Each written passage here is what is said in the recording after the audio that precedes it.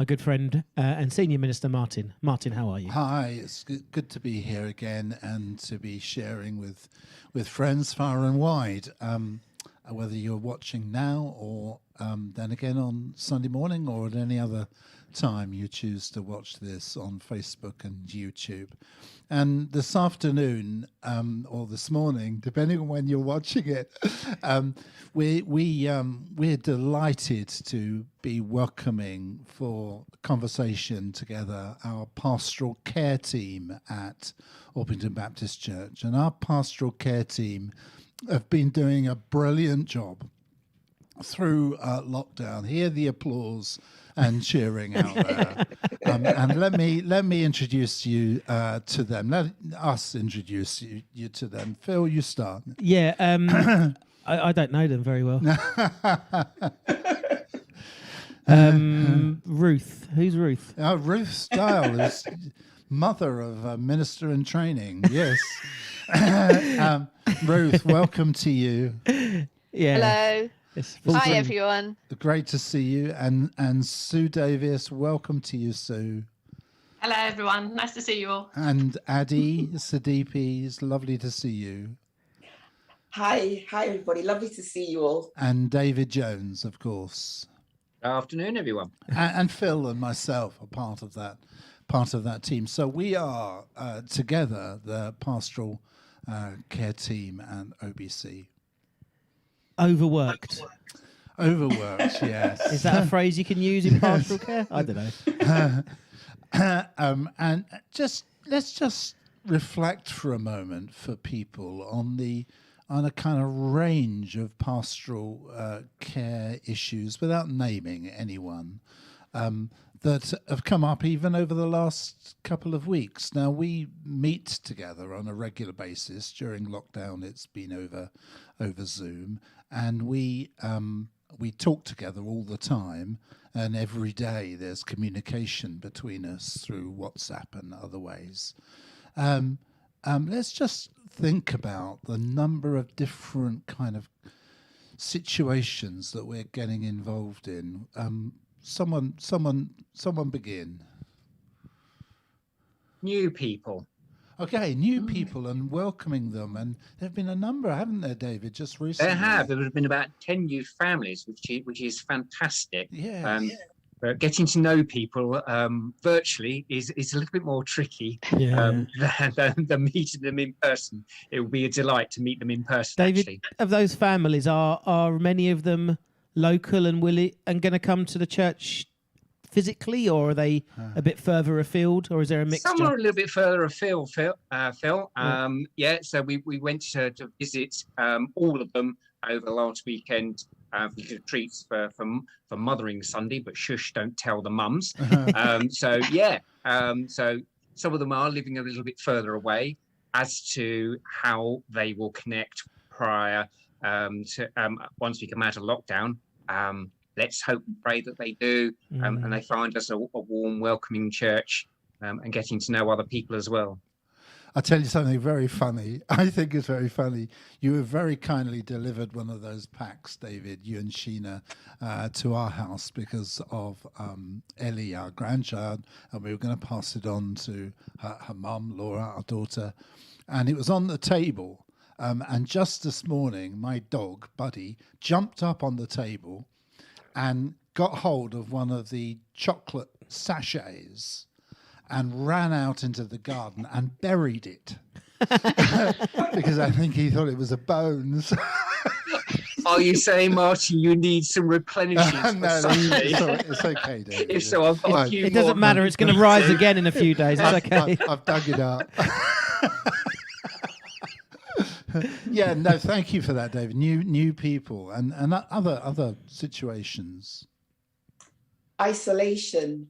So we do quite a bit to help people, support people who may be living alone or who are just feeling isolated. And I think COVID has really highlighted that as an issue and even made it worse. So I think that's one of the key activities that we do. Yes, absolutely. Yes.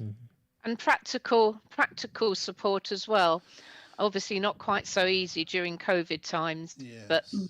offering to help take people for blood tests or appointments, but they wouldn't be very able or easily able to get to. Yes. So that's something we've been able to carry on despite COVID, to be Yes. honest.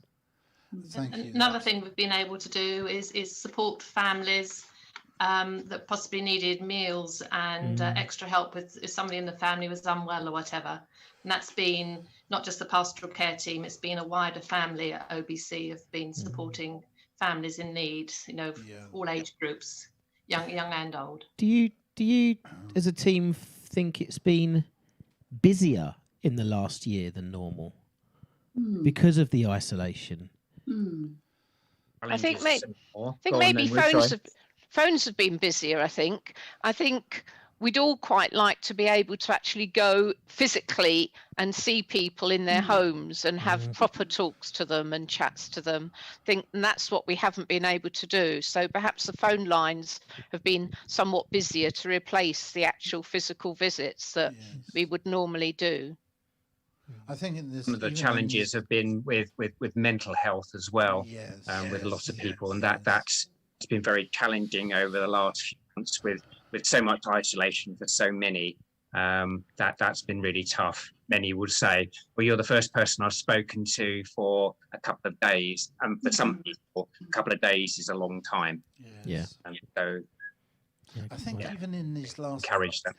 This week actually, there's been a bereavement family, so visited them actually, and there's been a family that really in a stressful time, and we reached out to them. There have been a number of frail and vulnerable people, and you were just sharing a moment ago a visit to somebody just recently this morning, and so there.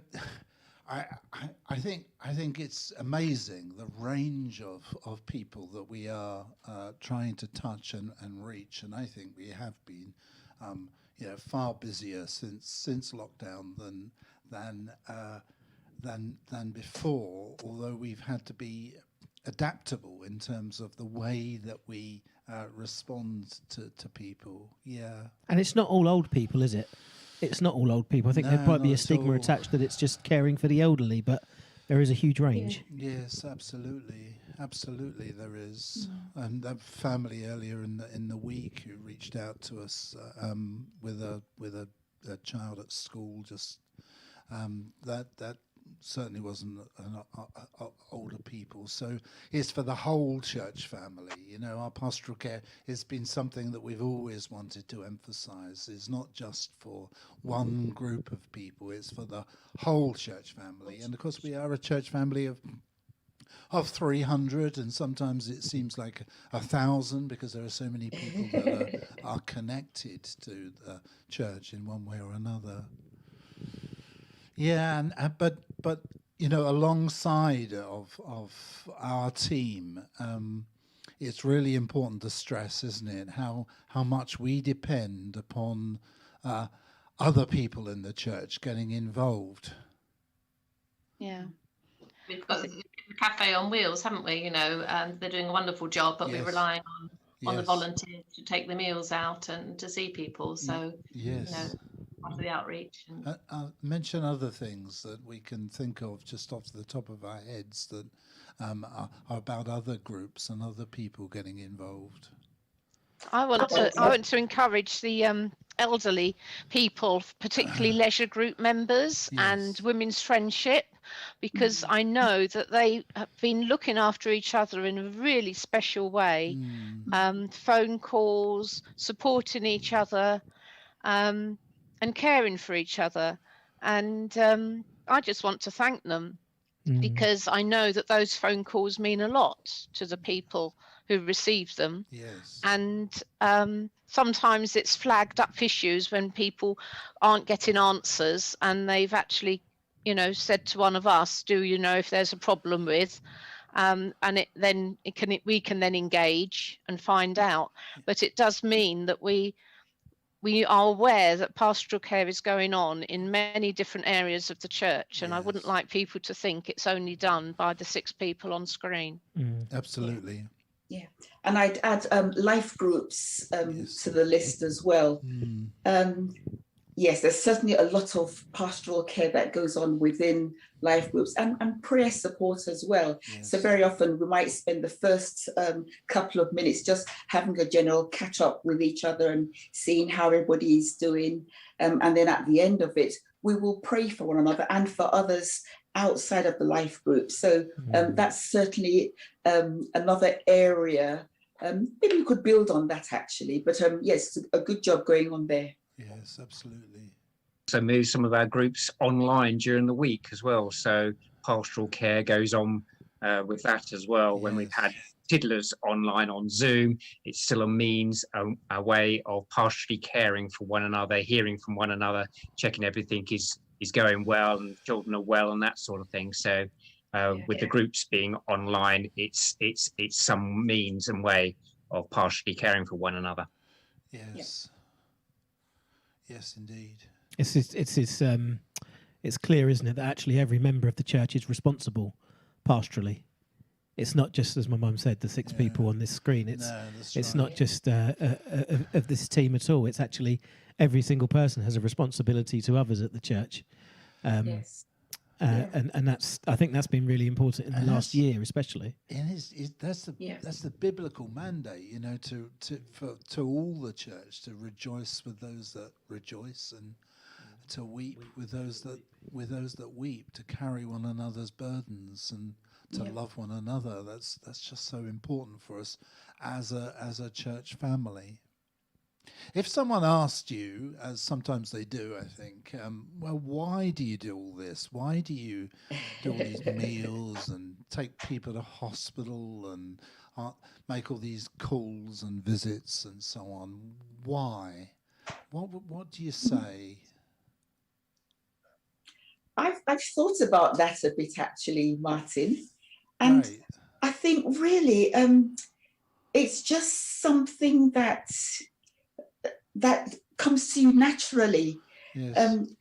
We have our immediate families. We've got the wider church family. So it really is just being part of the care for a big family. Yes. And what you would do for your brothers and sisters, your spouses, your children. For me, it's simply extending that wider to a bigger family, God's family. Yes. It's just expression of love, isn't it? Yes. And as you say, it's something, because of the love we have from Christ, it's something that's automatic in the way we deal with other people. Yes. I mean, my husband would say it's because I love talking to people. Well, that's true as well, but it comes from a love for people, at the underlying message. And I would emphasize the importance of prayer and the work of the prayer ministry team as well. Every day of lockdown during this pandemic, there have been people willing to pray, and often praying with people over the phone and over Zoom as well. And whilst we haven't been able to do that physically as much, it's great to have that ministry to have stepped up as well, because we're about sharing God's love with people, not just being kind of social workers. We want to share the love of God in Christ with people. Yeah. So here's Martin. What I'd say is, if people are watching and thinking, I need some support, I need some help. Yeah. It's not a criteria thing, is it? Because you mentioned bereavement and severe things like that we're so keen to help with, but everyone has their own load to bear. Yeah. And sometimes they need help with that. Yeah. So it's important for everyone to recognise that this pastoral support is for everyone, isn't it? Yeah, absolutely. And we've tried so much to give the message to the whole church family. We're here for you, and you just have to pick up a phone or send a message to one of us, to one of the team that you see here, and we will look to respond as best as we're able. Is that right? Am I just making that up? No, quite right. No, quite right. quite right. And we so often do, but it's great to be able to just to re-emphasize that message to everybody that's watching just now, that we're here for you and we want to respond. Please don't think we're too busy for you, because we want to listen and respond as God gives us strength. And half the team here. And we don't want people. Sorry, go on. I was going to say, we don't want people to think that their issues are any less important than other big things. Because some conversations I've had, well, why didn't you say anything? Oh, well, we didn't want to bother anyone because we've got other big things that are important. And I don't want people to feel that. I want people to feel they can pick up the phone, maybe just because they're feeling a little bit low. And they haven't, as David said, maybe haven't spoken to someone for a couple of days. Those issues are just as important to God as the big things that people are going through. Yes. And therefore we're here just to be on the end of the phone. Absolutely, yeah. Absolutely. And the women of this call will have a day off on Sunday for Mothering Sunday. Mothering Sunday, yes. Oh, will we? That's good. Looking forward to it. A day off their pastoral duties. Margaret's not been so well over the last week or so, and actually we were really grateful for a pastoral care team visit and a meal that was given to us. But I tried to make poached egg on toast for her breakfast the other day. Hang on, you told me you did make it. I did make it, yeah. Not very well, but I did make it.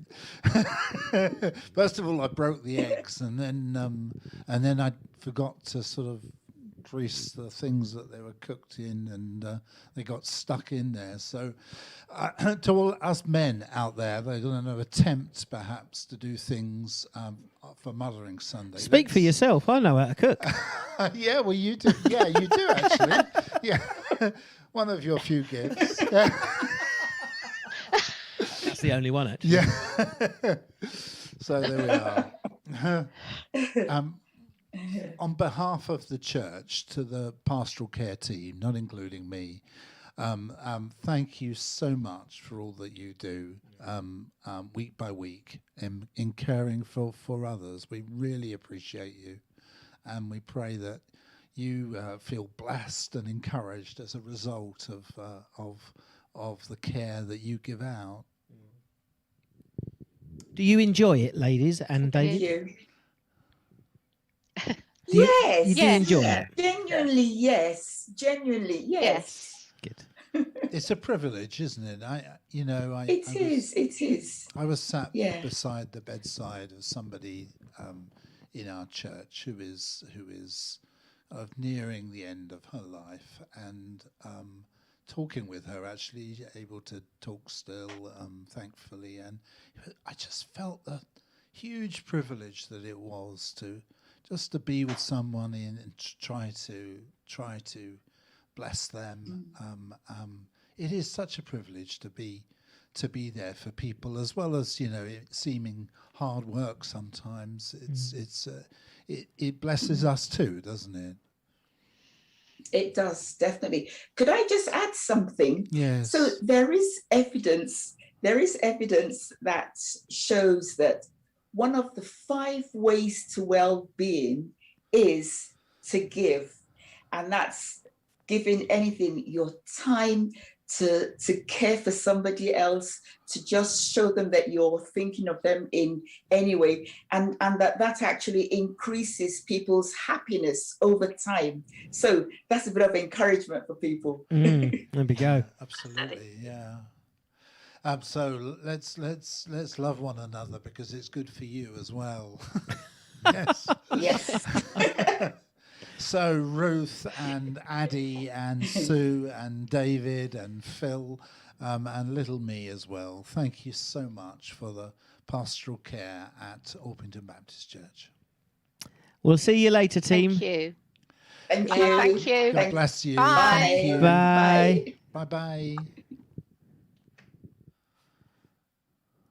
That's great, wasn't it, Phil? That was lovely. It's lovely to connect with them all.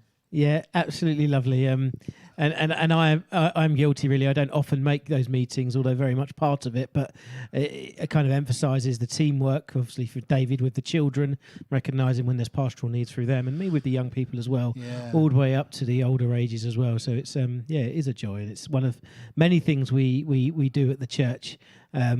I had to eat my words yesterday, Martin, because I said we wouldn't get many to our church family meeting on Zoom. Yeah, and we had just under 50. Yeah, it was great. It was a lovely meeting. And it was a really mixed ages and culturally as well. I thought it was really good to. There's so much going on, Phil. My goodness, it is so busy at the moment. I left Sarah at home with Elijah all day, but it's just non-stop. I need sort of free brains just to look in different directions. And I know you feel that more often than not, but it comes in peaks and troughs, doesn't it? But at the moment, there is definitely a peak. And tonight we keep going again with our Bible book club, chapter 4, I think, isn't it? 4 of 7. And that's a great book. That's a really, really encouraging book. But I've been all week sort of messaging you, asking you for help with various theological questions that I've had myself. A sign of things to come, I think, for the next 3.5 years, mate. It's a really challenging question you were facing the other night when talking with the young people. Yeah, all about praying with tongues. They wanted to talk about praying and speaking in tongues, which was really it's quite something, wasn't it? It was, yeah. Well, we're doing our own little book club. The book called Everyday Supernatural, written by Mike Pilavacci and Andy Croft from Soul Survivor, and it's all about discovering your gifts and using them to your potential. But one of the chapters is about praying in tongues, and even after reading the chapter, I had some unanswered questions myself. So I went to my own guru, and he helped me guide. But it's lovely to discuss these things with people. I think we did well yesterday to keep the meeting to just over an hour. Yeah, I think because there was so much to be discussed. Yeah, it was, and even as we speak now, you can't see it off the camera, but there's boxes either side of us because we've got CCTV being installed and security lights and things like that. So the works of the building continues, even though at the moment we don't have in-person services, but we're looking for our own roadmap, and that hopefully is going to change next month. Yeah, so hopefully, within government guidelines, hopefully on the 18th of April, that will be the first Sunday when we have a congregation back in. I met somebody in the park the other day who's only started coming to the church through this period with a husband and daughter, and she said, "When's it happening? When can we come back to church?" Because I know that they're really, really keen desperate to be back, and hopefully it's going to be the 18th of April. At a limited number again, so we will go down the lines how we went in September and October of bookings and masks, no singing, but this roadmap is slowly opening up, and as we bide our time, be safe and patient, we will get there. And I think we can kind of see the home straight, can't we? Almost. I think we can. Almost. Yeah. And if you'd have said to us this time last year that in a year's time we're going to be in a lockdown still, I mean, you wouldn't have believed you. But hey, everyone, we're doing it. We're nearly there. Yeah. Give yourselves a break. Well done for you homeschool parents as well. I've spoken to a couple of you yesterday. You are relieved that your children are back at school. I'm sure you are. You've got a newfound fondness of teachers and respect for them. Yes. And we absolutely love our teachers. We shout to them from the rooftops how great you are, and you've been brilliant. We've had them on the broadcast as well, and they are working tremendously hard. And just to say about Mothering Sunday coming up, because I every year I realise again that it's quite actually, it's great to give thanks for mums and to be so thankful for their, giving birth to us and caring for us through the years. But for some people, it's a really difficult day as well. For people that have not been able to have children that would have wanted them. Of course, it's your first Mother's Day without your mother, isn't absolutely, it? So and I will feel mixed that. emotions as well there whilst emotions. you minister to the church. And so we give. I often think that it's better almost to turn it into like International Women's Day and to give thanks for all women, you know, and that's we are going to do that because we do thank God for women, don't we, Phil? Yeah, most of the time. I mean, there are times when I just had enough, and me and Elijah just storm out the house. Because Sarah's doing her head in, but you know, most of the time she does okay. She's probably going to change the locks by the time I get home now, isn't she? Yeah, that's right. Yeah. She's sleeping in the car. Yeah, no, we do. I think the love that a mother shows to their child is only beaten, arguably, by the love our Father shows to us. Yes, isn't it? And I think Sarah would definitely testify to that with the love that she has for Elijah and again the little one growing inside her as well. Yes, so that's wonderful. So yeah, to all you mothers, all you women out there, thank you. We love you. And if you're watching this before Sunday and you know of someone who may feel the need to connect with us and watch our service on Sunday, then invite them along. Yeah, invite them along. We just filled with joy knowing that there are people being fed and blessed by the Lord through this church, and it is truly an honour to be this side of the camera and talking to you. So we just hope you can be blessed. Stay in touch, stay safe, and God bless. God bless you. Bye-bye.